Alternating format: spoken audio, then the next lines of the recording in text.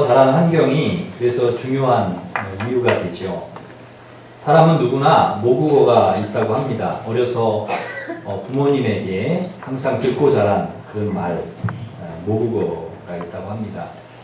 이 좋은 모국어를 가진 사람이 대체로 말을 예쁘게 잘한다고 합니다.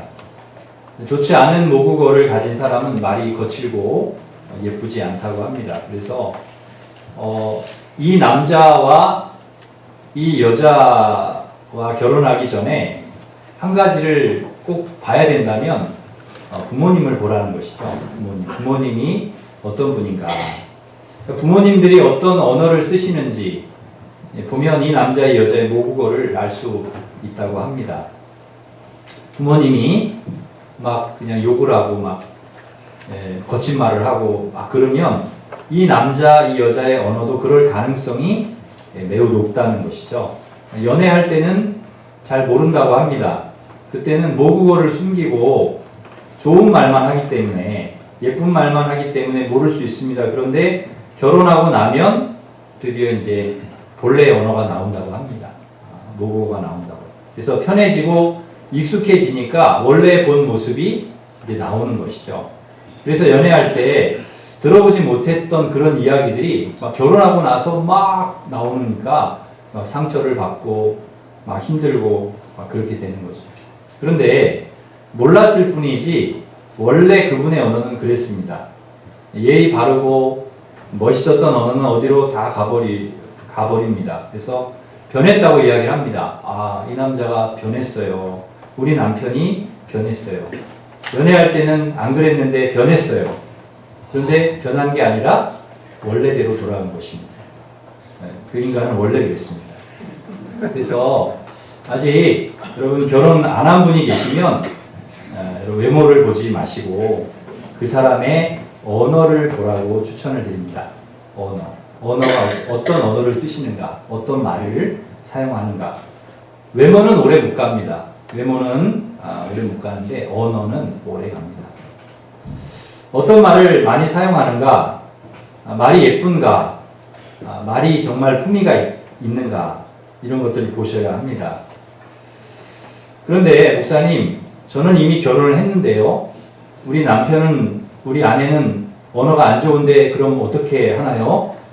어쩔 수 없습니다. 그냥 사셔야 됩니다. 어떻게 하겠습니까? 그냥 사시면 됩니다. 그런데 어려서 나빴어요. 언어가 좋지 않은 사람이 있다고 합니다. 근데 좋은 사람을 만나서 좋은 말을 듣고 또 좋은 사람을 만나서 좋은 관계를 맺고 자꾸 그 좋은 말을 듣고 그러면 사람이 좋아진답니다. 나중에라도 사람이 좋아진대요. 그래서 여러분을 만나서 남편이 좋아질 수 있습니다. 여러분을 만나서 아내가 좋아질 수 있습니다. 그러니까 자라온 것이 우리 인생을 결정하지는 않습니다. 자라온 환경이 완전히 결정하는 건 아닙니다.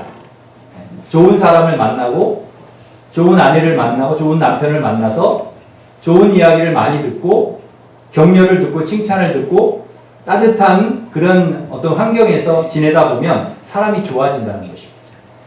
여러분 좀 좋아지셨습니까? 네, 아멘들 하네. 우리는 계속 좋아질 수 있는 그런 요소가 있다는 거죠. 우리 사람들은 좋아져. 특히 하나님의 말씀을 많이 듣고 보면 사람이 좋아진다고 합니다. 하나님의 말씀을. 그래서 자꾸 하나님의 말씀을 듣고 보고 경험하면 사람이 좋아집니다. 좋은 것을 담으면, 좋은 것을 채우면 좋은 것이 나오는 것과 같은 이치입니다. 자꾸 담고, 자꾸 채우고, 좋은 걸 듣고, 좋은 걸 보게 되고, 좋은 것들을 경험하게 되면 그 다음에 좋은 사람이 되고 좋은 게 나오는 것이죠. 좋은 말이 나오는 것이죠. 어렸을 때 자란 환경은 너무 좋지 않은데 좋은 사람들이 있습니다. 저분 저렇게 좋은데 어렸을 때 저렇게 어렵게 이렇게 살아오셨단 말인가? 그런 생각이 들 때가 있습니다. 언어가 좋고 성격이 좋은 사람이 있어요. 나중에 좋은 경험들을 많이 했기 때문에 가능합니다. 그래서 여러분 되도록 좋은 사람 많이 만나고 또 좋은 말 많이 들으시기를 바랍니다. 그리고 무엇보다는 하나님의 말씀을 여러분 많이 들으시고 많이 보고 하나님을 경험할 수 있기를 바랍니다. 언어가 좋고 말을 잘하면 말에 힘이 있기 때문에 나만 좋은 게 아니라 함께 좋아집니다. 말에는 힘이 있습니다. 힘. 그래서 그 말이 영향력이 있기 때문에 나만 좋아지는 게 아니라 다른 사람도 좋아진다는 겁니다. 그 말을 듣는 사람도 함께 좋아집니다. 나도 기분이 좋고 상대도 기분이 좋고 즐겁고 행복합니다. 그런데 언어가 나쁘고 말을 잘 못하게 되면 이 말에 힘이 있기 때문에 나도 기분 나쁘고 상대도 기분 나빠지고 마음 상하고 불행합니다. 함께 나빠집니다. 그래서 우리는 말을 잘해야 됩니다. 말에는 힘이 있기 때문에 그렇습니다. 그러기에 우리는 항상 모든 상황을 잘 살펴서 하나님의 말씀에서 주시는 그런 지혜를 가지고 여러분 우리와 함께 살아가는 모든 사람들이 지혜로운 우리의 말을 통해서 함께 풍성한 삶을 살아갈 수 있도록 그렇게 만들어 가시기를 간절히 바랍니다. 감사하게도 제 얘기를 좀 하나 하고 말에 대한 이야기라 좀 하고 가겠습니다. 허락을 안 받았지만 아내가 허락해 줄 줄 알고 원래는 제가 설교 전에 허락을 항상 받거든요. 오늘은 안 받고 하는 겁니다. 감사하게도 변함없이 아내가 어제도 아침을 차려 주었습니다. 아침을 먹을 때마다 느끼는 것이지만 아내가 지금 불안할 것 같아요. 뭔 얘기를 하려고 하나. 아침을 먹을 때마다 느끼는 것이지만은 아내의 수고가 고맙습니다. 오늘 아침은 볶은 김치 덮밥이에요. 괜찮지요? 그럼 괜찮죠. 괜찮습니다. 좋습니다. 예쁜 접시에 밥과 볶은 김치를 이렇게 얹고 그 위에 계란 후라이까지 이렇게 해가지고 깨까지 이렇게 뿌려주었습니다. 그게 보니까 얼마나 먹음직스러워 보이는지요. 예쁜 접시에. 먹으려고 딱 하는데 한 가지만 더 있으면은 너무 좋겠다. 금상첨화겠다. 그게 뭔가 하면 케찹이었습니다. 케찹. 계란 후라이에 제가 케찹을 이렇게 뿌려 먹는 걸 워낙 좋아해서 케찹을 좀 넣어 먹으면 좋겠다 해서 찾게 되었습니다. 근데 열심히 찾는데 이 케찹이 보이지가 않는 겁니다. 냉장고 문을 열고 식탁을 막 찾아보고 싱크대 위까지 샅샅이 찾아보았지만 케찹이 보이지 않았습니다. 주방에서 바쁘게 움직이는 아내 옆으로 케찹을 찾느라고 제가 정신없이 왔다 갔다 하고 두리번거리고 그런 것이 좀 거슬렸나 봅니다. 밥을 안 드시고 뭘 찾느냐고 저에게 물었습니다. 그래서 이 계란에, 이 맛있게 생긴 이 계란에 케찹을 딱 뿌려 먹으려고 지금 케찹을 찾는 중이다 이야기를 했습니다. 그러자 아내가 그럽니다. 나도 당신 케찹 좋아하는 줄 알고 찾았는데 지금 보이지가 않으니 오늘은 그냥 드시면 안 되겠느냐 그렇게 이야기를 하는 겁니다. 제가 원래 뭘 하고 싶으면 그거를 해야 되는 그런 성격이라 쉽게 포기가 안 되는 거예요. 이 케찹이 포기가 안 되는, 분명히 보였었는데 없어지니까.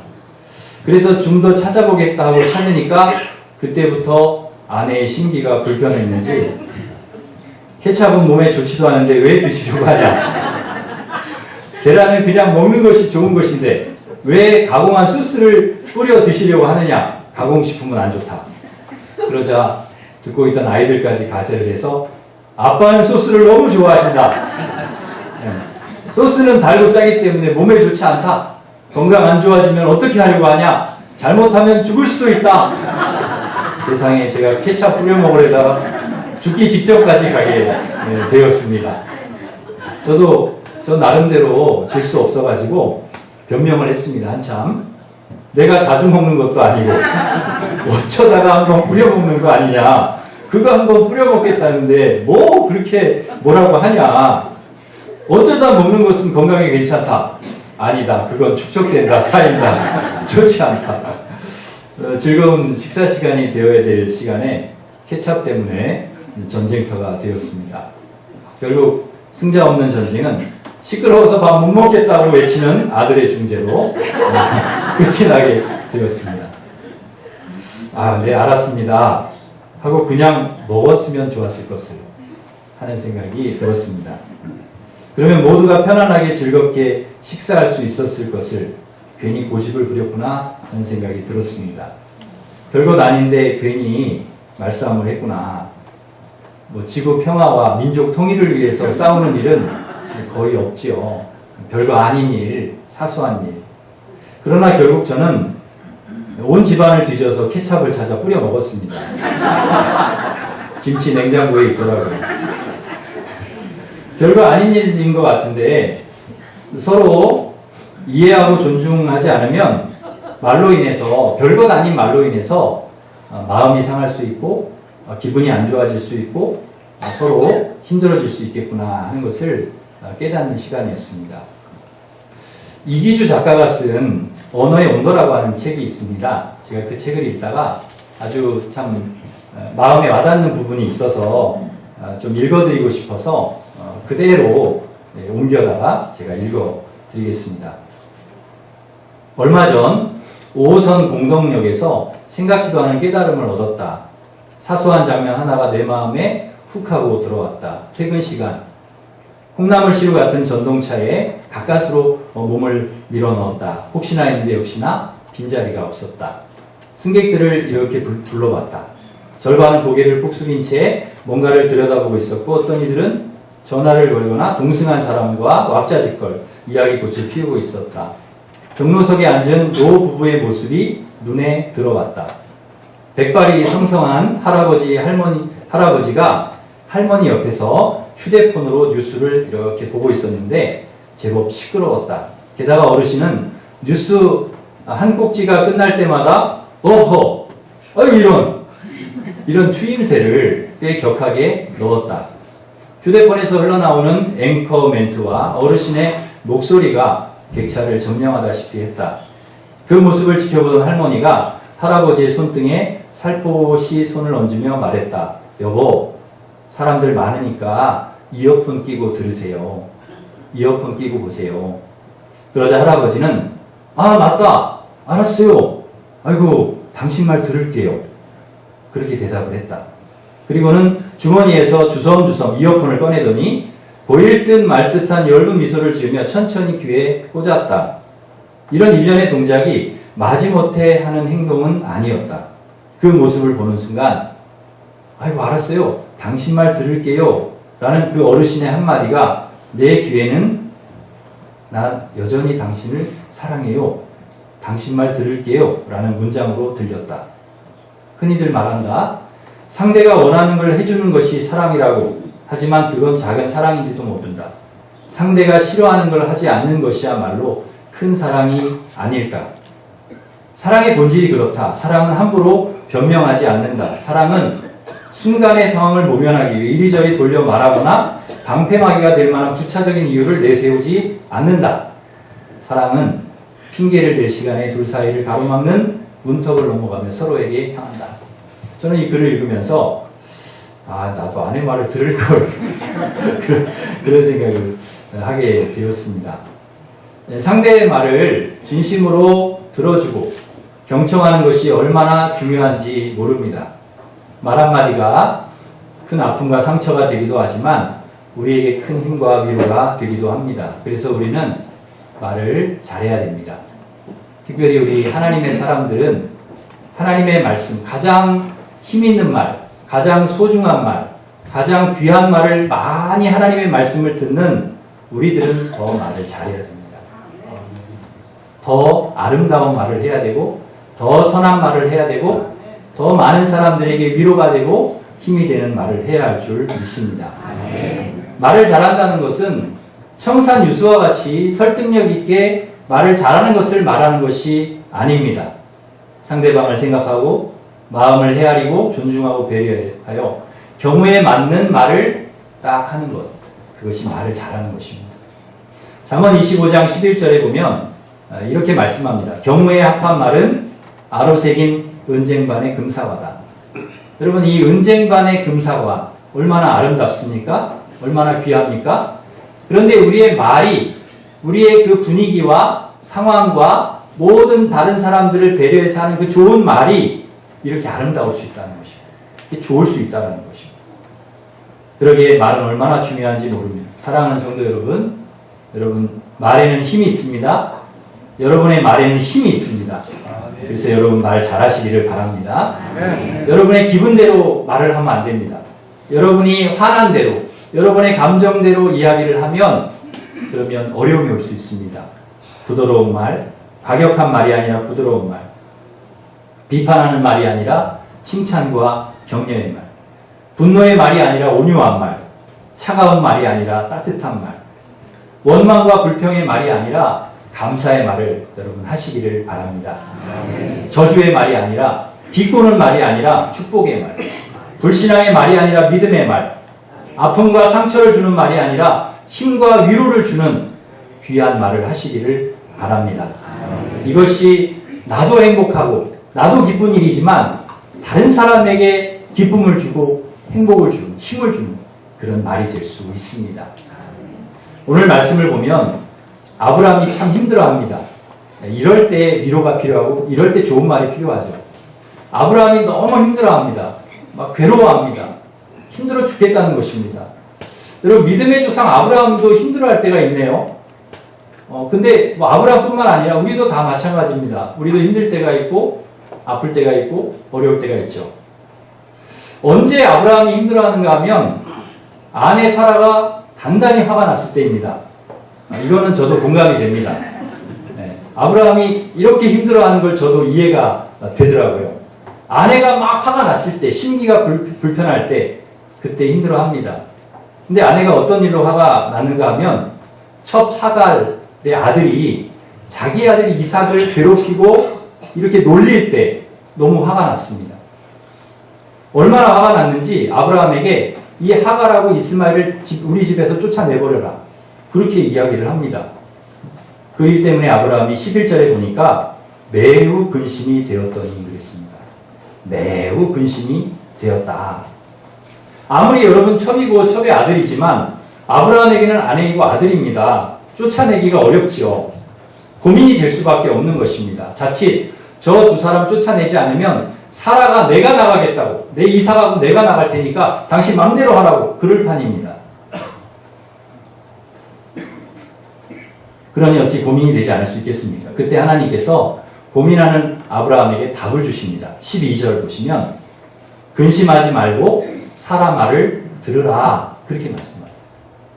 아내 말을 들으라는 것입니다. 여러분 하나님도 아내 말을 들으라고 응답을 주셨습니다. 그러니 여러분 웬만하면 아내 말 들으시기를 바랍니다. 아멘을 안 하십니다.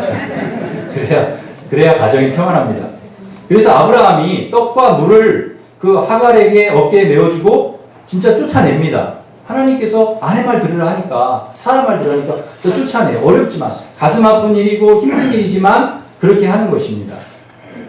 그렇게 하고 나서는 뭐 대책이 없잖아요. 뭐 어떤 대책이 있습니까? 그러나 하나님 말씀 믿고 그렇게 하는 것입니다. 하갈과 이스마엘이 쫓겨나서 광야에서 방황하다가 물과 떡이 다 떨어졌습니다.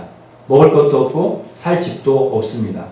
이제 어린 아들과 함께 죽을 일만 남은 것입니다. 그때 아이는 배고파서 울고 멀리 떨어져서 아이를 바라보면서 하갈도 웁니다.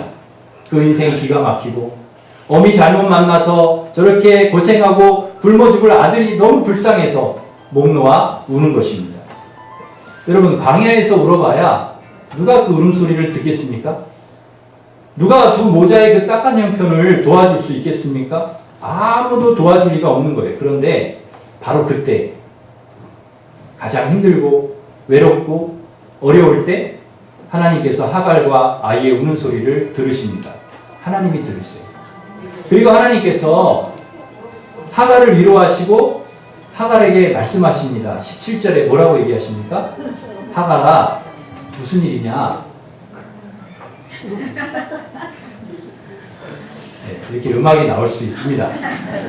어쩔 수가 없어요. 네, 울리는데 어떻게 하겠습니까? 울리는데. 그래서 웬만하면은 잠을 재우고 들어오시기를 바랍니다.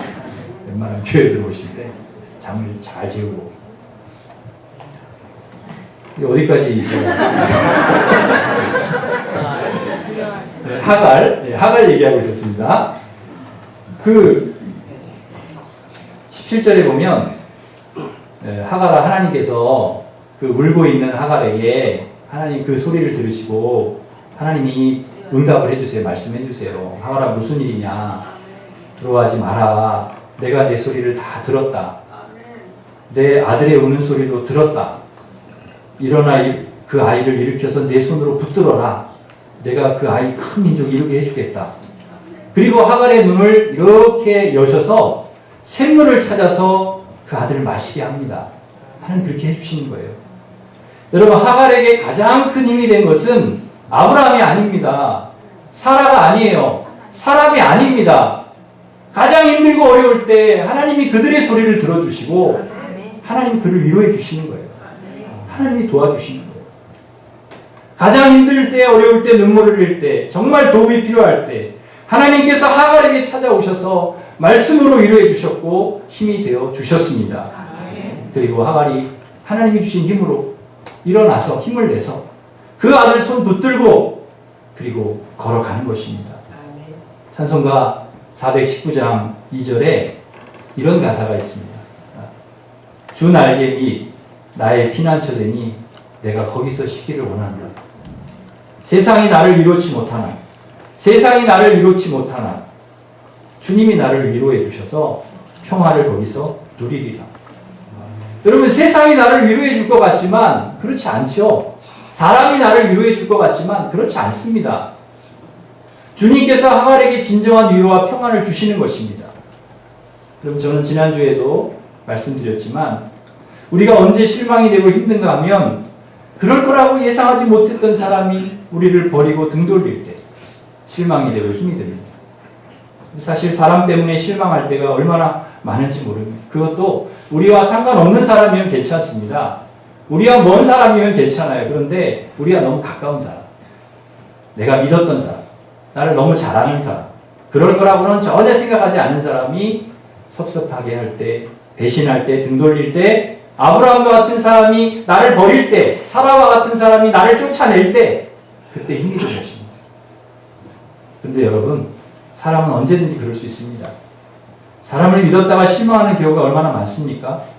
이 사람은 결코 그러지 않을 거야 그랬는데 그 사람이 막 뒤통수를 치기도 하고 욕을 하기도 하고 그런 경우들이 많습니다. 그래서 여러분 그 반대도 있죠. 과거에는 막 힘들게 했던 사람이 지금 너무 잘해주는 사람도 있습니다. 그래서 여러분 사람은 너무 믿으면 안 됩니다. 왜냐하면 사람은 변하기 때문입니다. 지금 잘해줘도 언젠가는 변하기 때문입니다. 신앙생활을 하다가 우리가 시험 드는 경우들이 있습니다. 저 사람이 그럴 줄 몰랐다는 것입니다. 처음에는 나에게 그렇게 잘해주더니 쌀쌀맞게 대하고 험담하고 다니고 어떻게 저 사람이 나에게 그럴 수 있냐? 여러분 그럴 수가 있습니다. 저 사람이 그럴 수 있습니다.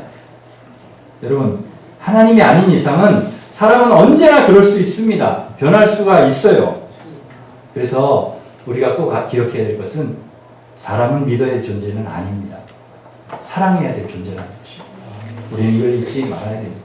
믿음의 대상이 아니라 사랑의 대상이라는 것을 여러분 꼭 기억하시기를 바랍니다. 그러나 하나님은 그렇지 않습니다. 하나님은 안 그렇습니다. 하나님은 절대 변하지 않습니다. 어제나 오늘이나 영원토록 하나님은 한결같습니다. 변하지 않습니다. 늘 그 자리에 서 계십니다. 늘 그 자리에서 우리를 기다리십니다.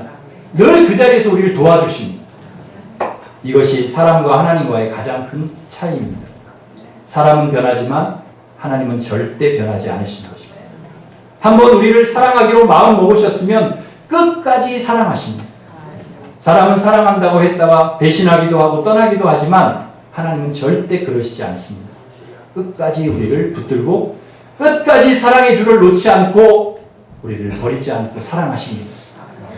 사람을 의지하고 사람을 믿으면 우리는 실망하고 낙심하고 절망할 수 있습니다. 원망할 수 있습니다. 그러나 하나님을 믿고 하나님을 의지하고 하나님만을 바라보고 그렇게 걸어가면 우리는 실망하지 않습니다. 사람이 주는 위로도 큰 힘이 됩니다.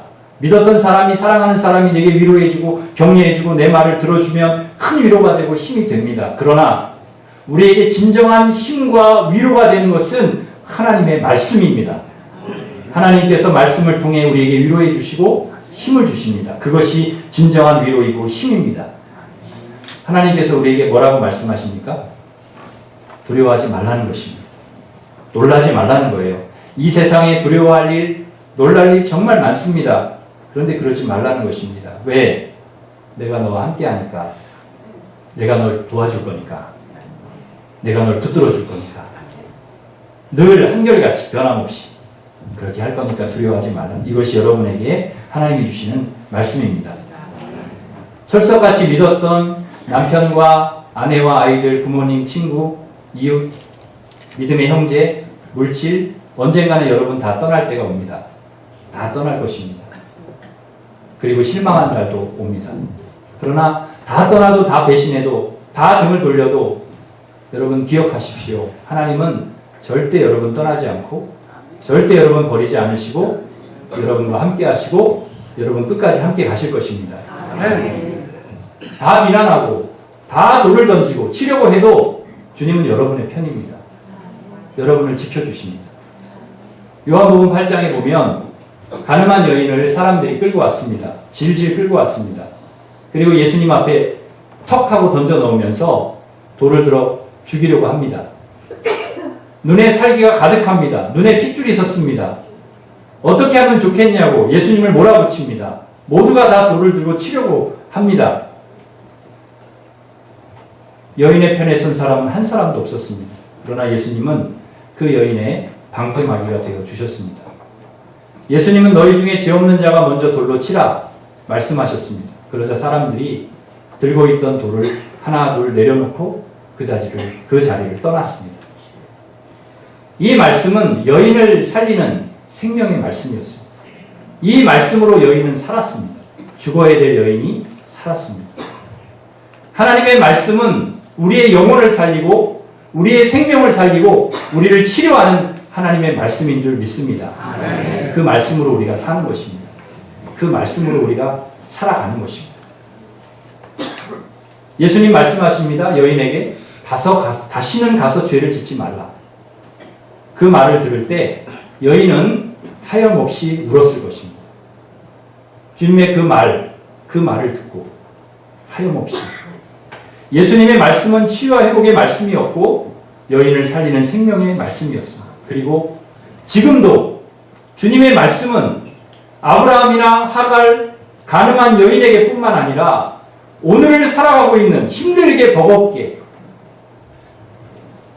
그렇게 살아가고 있는 우리를 치료하고 우리를 위로하고 우리를 축복하고 우리를 살리고 우리를 회복시키시는 그런 하나님의 말씀인 줄 믿습니다.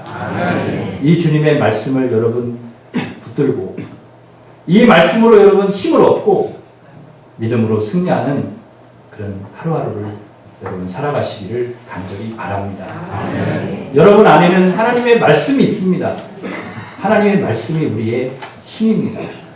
그 말씀에 힘을 얻고 여러분 누군가 힘들어하고 어려워할 때 여러분의 그 생명의 말씀이 들어있는 여러분의 말이 다른 사람에게 위로가 되고 힘을 주는 그런 선한 말, 생명의 말이 되기를 주님의 이름으로 축원합니다. 기도하겠습니다. 하나님.